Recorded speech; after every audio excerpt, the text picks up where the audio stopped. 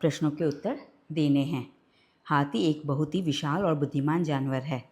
वह प्राचीन समय से ही हमारे जीवन का हिस्सा रहा है। हाथी मुख्यतः अफ्रीका और एशिया में पाए जाते हैं।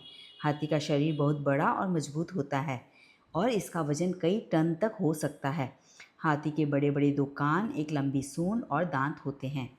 यह अपनी सूंड का उपयोग खाना खाने, पानी पीने और अपने शरीर को साफ रखने के लिए करता है। हाथी सामाजिक जानवर होते हैं और ये झुंड में रहते हैं। झुंड का नेतृत्व सबसे बूढ़ी और अनुभवी हथिनी करती है। हाथी हो गया पुल्लिंग और देखिए हथिनी हो गया स्त्रीलिंग। ये झुंड एक दूसरे की देखभाल करते हैं और संकट के समय एक दूसरे की मदद करते हैं। हाथियों की याददाश्त बहुत अच्छी होती है। याददाश्त मतलब मेमोरी बहुत अच्छी होती है और वे बहुत लंबे समय तक किसी घटना को याद रख सकते हैं। शिकारियों द्वारा हाथियों के बढ़ते शिकार की वजह से उनकी संख्या बहुत घट गई है।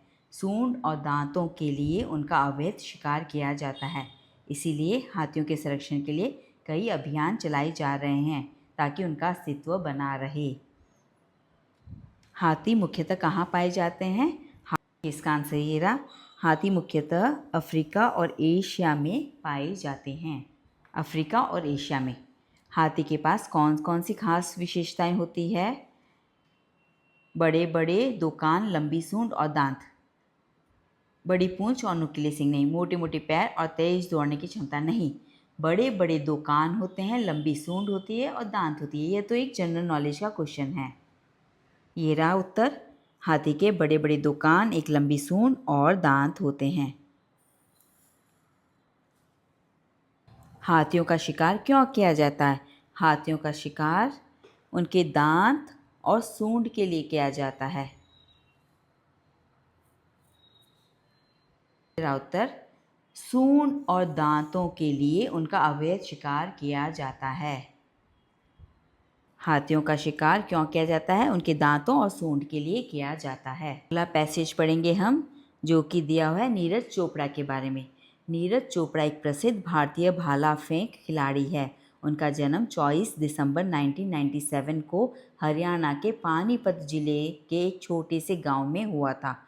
2020 टोक्यो ओलंपिक में नीरज ने भाला फेंककर स्वर्ण पदक मतलब गोल्ड मेडल जीतकर इतिहास रच दिया। He created a history. उन्होंने इस प्रतियोगिता में 87.58 मीटर की दूरी पर भाला फेंककर पहला स्थान प्राप्त किया। यह भाला फेंक प्रतियोगिता के ओलंपिक इतिहास में भारत का पहला स्वर्ण पदक था।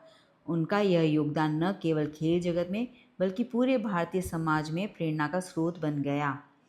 वे सिखाते हैं कि अगर हम मेहनत करें तो हार ना माने तो कोई भी लक्ष्य मुश्किल नहीं है। नीरज आज भी बहुत मेहनत करते हैं और देश के लिए और भी पदक जीतना चाहते हैं। भारत देश को उन पर गर्व है। उनका जीवन हमें सिखाता है कि सच्ची लगन, ईमानदारी और मेहनत से हम किसी भी ऊंचाई तक पहुंच सकते हैं। प्रश्न, नीरज चोपड़ा ने किस ओलंपिक में स्वर्ण पदक जीता था? टोक्यो ओलंपिक में। देखो 2020 में उत्तर 2020 में टोक्यो ओलंपिक में नीरज ने भाला फेंककर स्वर्ण पदक जीता था। नीरज चोपड़ा का जन्म कब और कहाँ हुआ था? नीरज चोपड़ा का जन्म हुआ था 24 दिसंबर 1997 को हरियाणा के पानीपत जिले में हुआ था। उत्तर, उनका जन्म 24 दिसंबर 1997 को हरियाणा के पानीपत जिले में हुआ था। नीरज चोपड़ा ने कितनी दूर तक भाला फेंककर स्वर्ण पदक जीता था?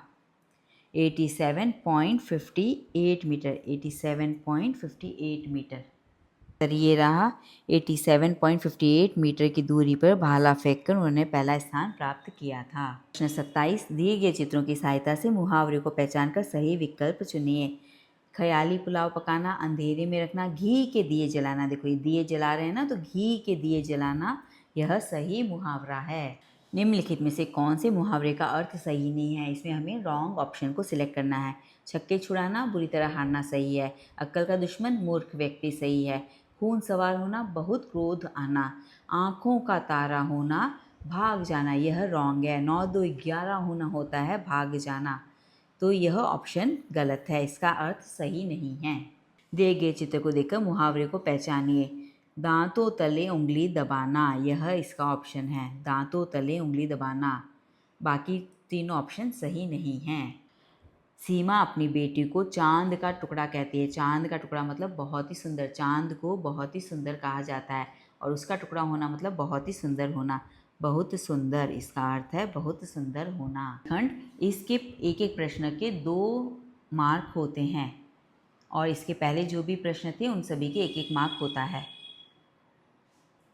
दिए गए वर्ण से बनने वाले फूल, फल, सब्जी के नामों का सही विकल्प चुनिए। च से हमें फूल, फल और सब्जी देखना है।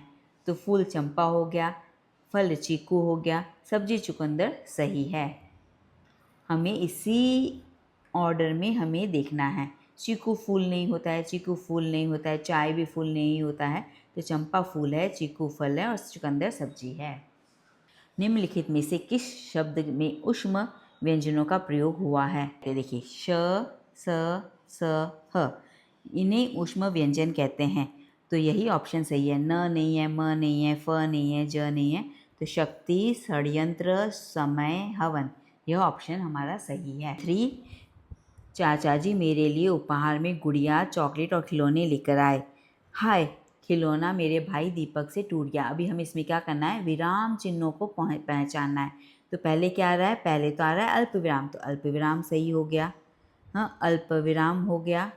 अल्प विराम के बाद आ रहा है पूर्ण विराम। देखो अल्प विराम, पूर्ण विराम, फिर विस्मयादिबोधक, फिर आ गया पूर्ण विराम। तो अल्प विराम, पूर्ण विराम, विस्मयादिबोधक और पूर्ण विराम, तो यह हमारा ऑप्शन सही है। 1 में दिए गए अंग्रेजी अंकों का कॉलम 2 में दिए गए हिंदी अंकों से मिलान कीजिए। देखिए 17, 17 ये सही है। 29, 29 इसका हो गया 1, ब का हो गया 3, स का हो गया 4 और द का हो गया 2। तो हमें अ का 1 ऑप्शन देखना पड़ेगा। ऑप्शन हमें अ का 1, ब का 3 और स का 4 और द का 2, यह ऑप्शन हमारा सही है। अंतिम प्रश्न 35। बच्चों चैनल को सब्सक्राइब कर लीजिए, अभी मैं ग्रेड 5 की बुक लेकर आऊँगी। शब्दकोश के अनुसार शब्दों के क्रम का सही विकल्प चुनिए। तो देखिए ये 2 तो रॉन्ग हो गया क्योंकि आ पहले आता है, तो ये तो नहीं हो गया। इसमें भी आ पहले आता है, ये रॉन्ग हो गया क्योंकि पहले स्वर आते हैं फिर व्यंजन आता है। तो हमारा सही ऑप्शन यही है। आ हो गया हमारा स्वर, क हो गया हमारा व्यंजन, क के बाद त के बाद व, यह हमारा ऑप्शन सही है। अगर हम गलत ऑप्शन देखेंगे तो हमें ऑटोमेटिकली सही ऑप्शन भी मिल जाएगा। पिछले साल का प्रश्न पत्र हमने ख़त्म कर लिया है। अभी मैं अध्याय 10 अपठित गद्यांश लेकर आऊँगी, जिसमें कि पैसेज दिए हुए हैं, उसके हमें क्वेश्चन आंसर करने हैं। पेज को सब्सक्राइब कर लीजिए। धन्यवाद।